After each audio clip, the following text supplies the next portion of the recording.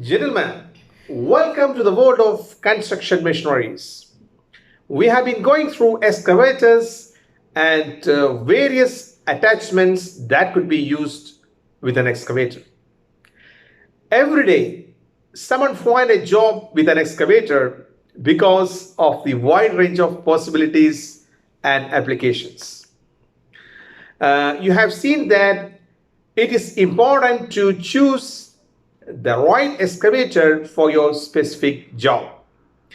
Once you have chosen the right excavator for your job, you need excavator attachments to meet with a variety of applications.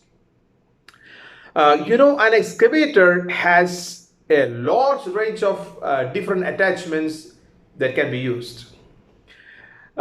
We have already seen some of the most common attachments which you could potentially need for your next project.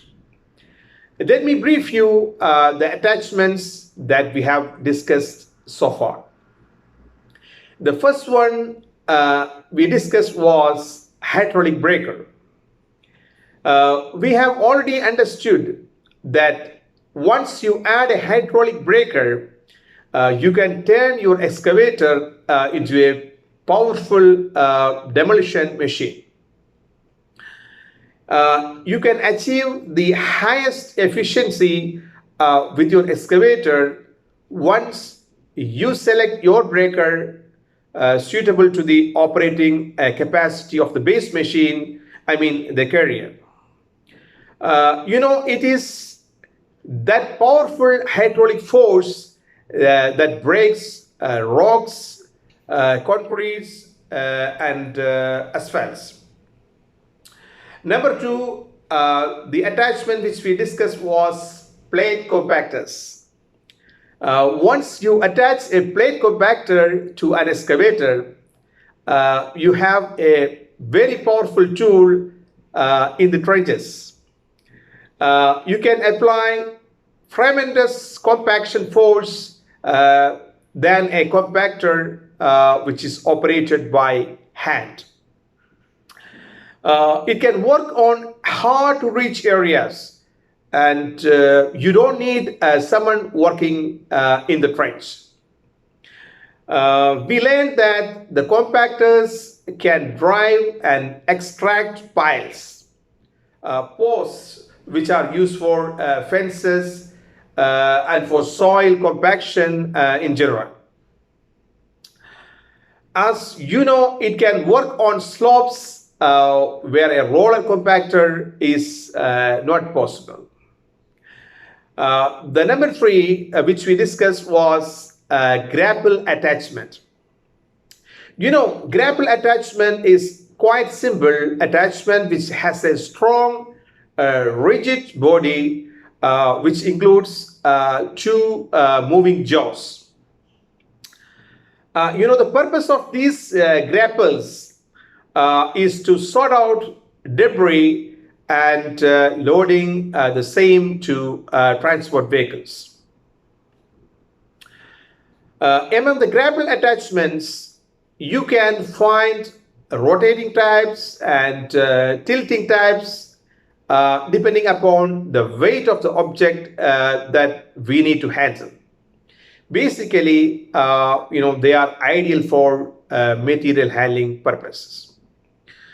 The next attachment which we discussed was clamshell bucket. A clamshell bucket, they are modified form of grapple attachments for material handling such as carrying rocks. Since you have suitable teeth, you can handle the rocks. You can find them used in dredging, excavation, or material handling. They are quite suitable for digging and loading soil, sand, and similar material. And they have a claw-like appearance. We discussed this in detail in the previous part, so for more information on this, please watch my previous videos. Today, I will be taking you through some other common attachments. Excavator buckets are very common among the attachments. They are attachments for digging with teeth that can be fixed to the arm of an excavator. The bucket is controlled by the operator using his joystick controls in his cabin. You can find different types of excavator buckets that are used depending on where the digging has to be done. The main purpose of an excavator bucket is to dig and move material. The buckets can also be used to load dump trucks for transportation to dumping sites. They handle materials like soil, clay, sand and dirt, also gravel and stones. Some buckets are made for heavy duty, for handling heavy duty objects in case you have hard rocks, blasted rocks, granites, silica, sand, or any dense materials. If you look at an excavator bucket, you will see a solid steel structure with teeth. These teeth are projected from the cutting edge. These teeth help to protect the bucket from wear and tear.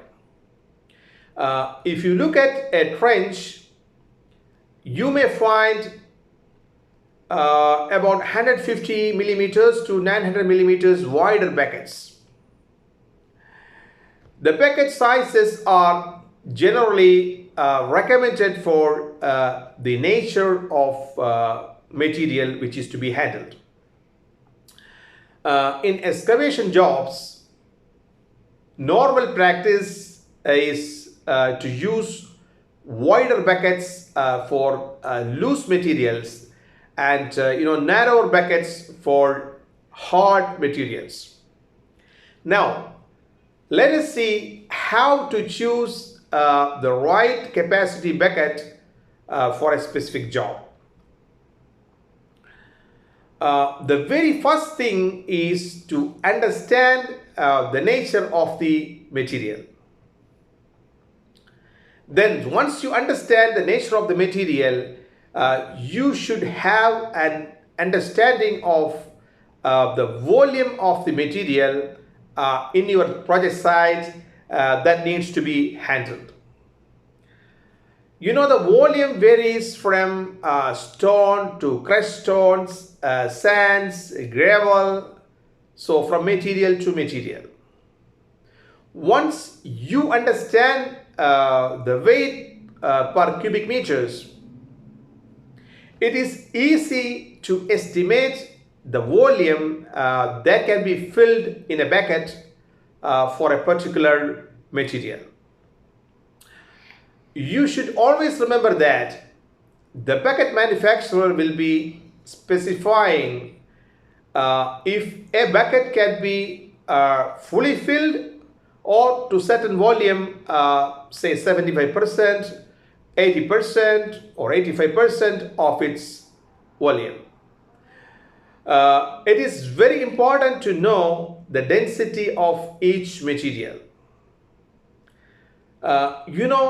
A project manager on site will be knowing the volume of material in his project location and also its density.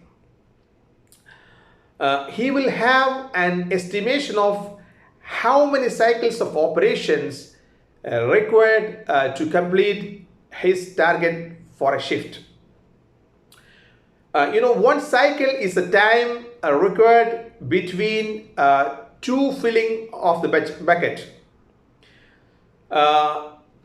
The project manager will be calculating how many cycles could be completed in 1 hour in order to reach his daily goal. For example, if the project manager estimates, say, 1 minute for a cycle, then he has to have 60 cycles to be completed in 1 hour. One important point to understand is that the weight of the bucket will limit the cycle time.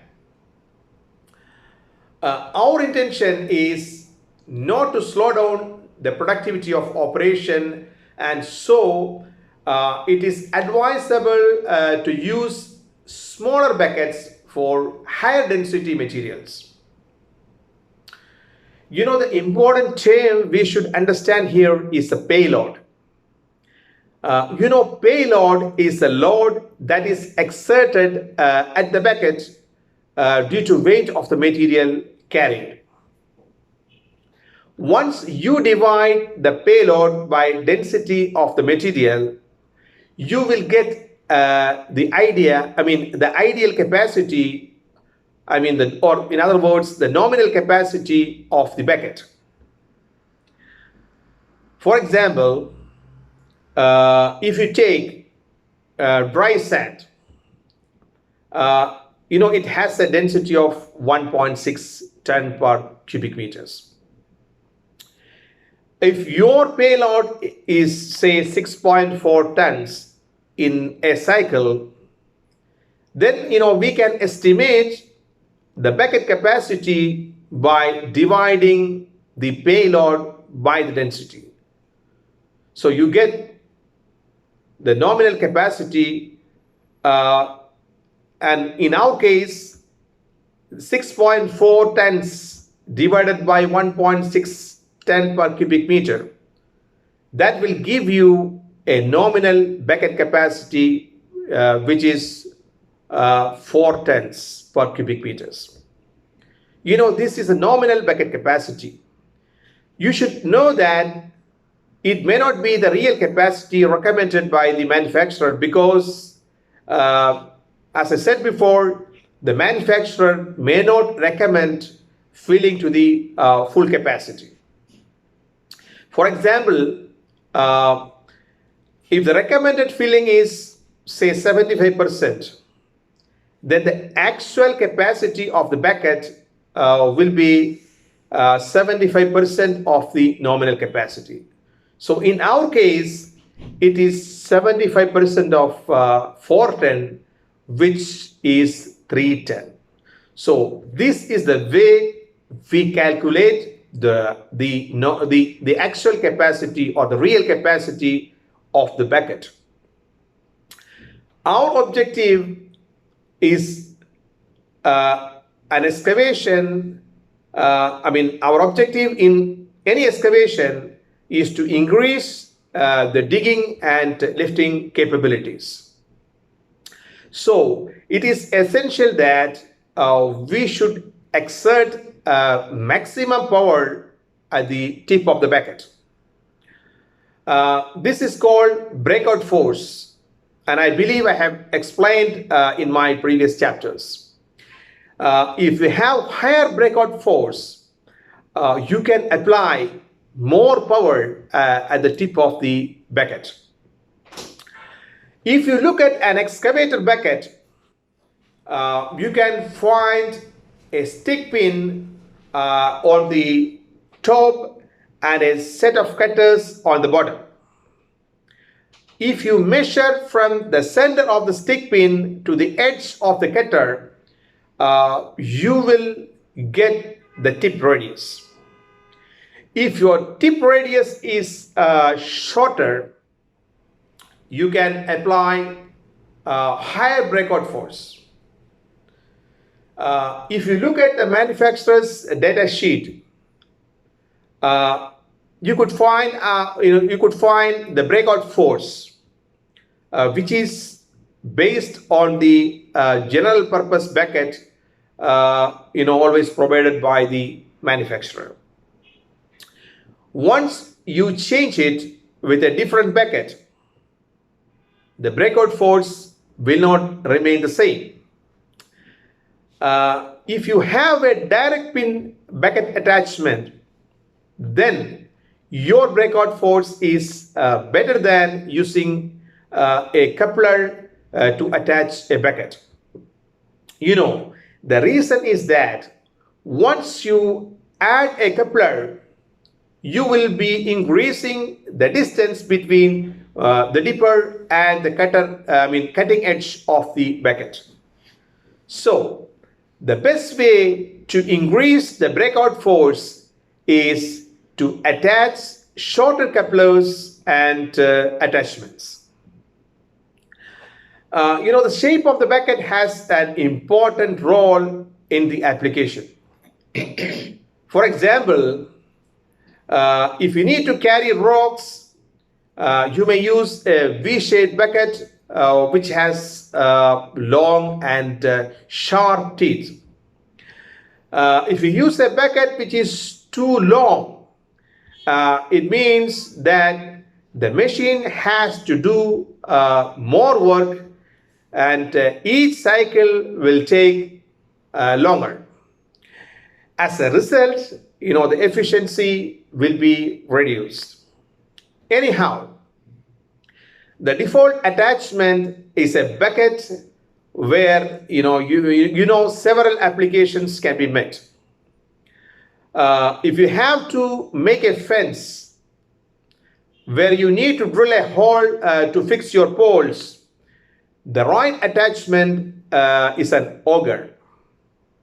An auger is a screw-type drilling tool which is locked to the excavator. I believe I have explained this in previous chapters.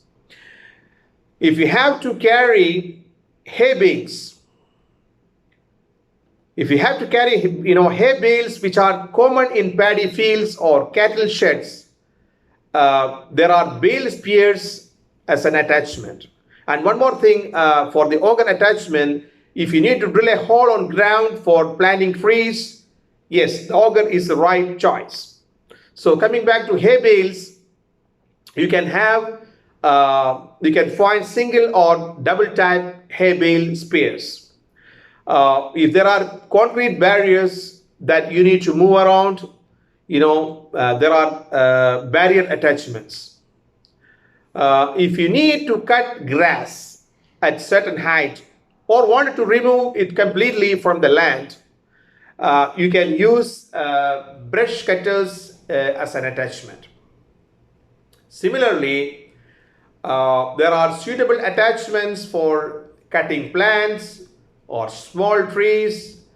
If you have to remove debris or gravel, then you can attach rotary sweepers to the machine.